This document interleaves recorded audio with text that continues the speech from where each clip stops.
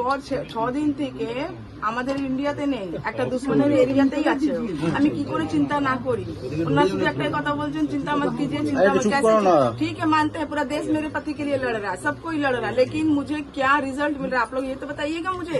कोई हमको कोई रेस्पॉन्स नहीं दे रहा, जिसके लिए मैं प्रेगनेंसी अवस्था में मुझे इस कंडीशन में मुझे यहाँ से निकलना पड़ रहा है कि क्या हो रहा है वहाँ पे, क्या कार्रवाई चल रही है।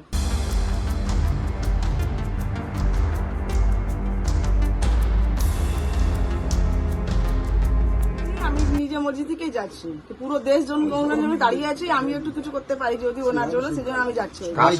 সবাই চাইছে আমি যে এখানে গিয়ে সিও সাথে দেখা করবো। আপনার যে হাজবেন্ড তিনি ফিরে আসুন, সবাই চাইছে।